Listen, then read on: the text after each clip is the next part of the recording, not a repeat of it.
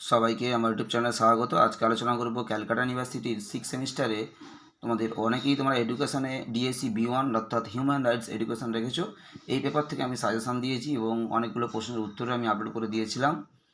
আজকে তোমাদেরকে একটা গুরুত্বপূর্ণ লং প্রশ্ন দিচ্ছি, তোমরা প্রথম থেকে শেষ পর্যন্ত দেখতে থাকো।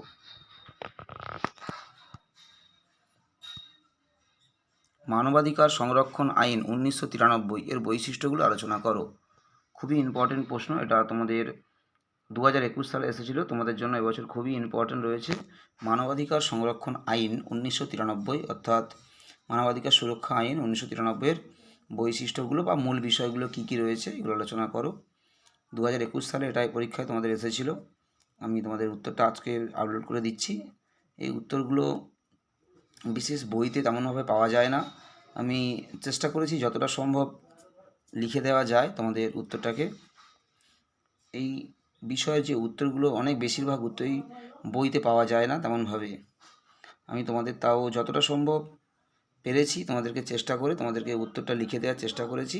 তোমরা উত্তরটা ভালো করে লিখে নাও এবং এখানে উত্তরটা যেহেতু বড় প্রশ্ন তোমাদের 10 নম্বরে থাকে, সুতরাং তোমরা এখান থেকে যে উত্তরটা তোমাদেরকে লিখে দিলাম আর কোনো কিছুই বাদ দেবে না, পুরোটাই তোমরা পরীক্ষায় লিখে আসার চেষ্টা করবে।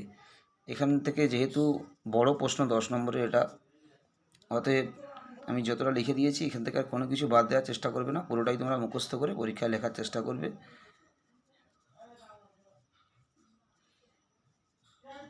বইতে তেমনভাবে পাওয়া যায়নি, আমি যতটা সম্ভব বুঝে তোমাদেরকে উত্তরটা করে দিয়েছি। তোমরা উত্তরটা ভালো করে লিখে নাও এবং পরীক্ষা হলে পুরোটা ভালো করে লিখে আসার চেষ্টা করবে। এখান থেকে একদম কোনো কিছুই বাদ দেবে না এবং তোমাদের হিউম্যান রাইটস থেকে যদি কোনো প্রশ্নের উত্তরের প্রয়োজন হয় তোমরা অবশ্যই কমেন্টে জানাবে, আমি উত্তর আপলোড করে দেওয়ার চেষ্টা করব যদি সময় পাই। সবাই ভালো থেকো, সুস্থ থেকো, সবাইকে নমস্কার।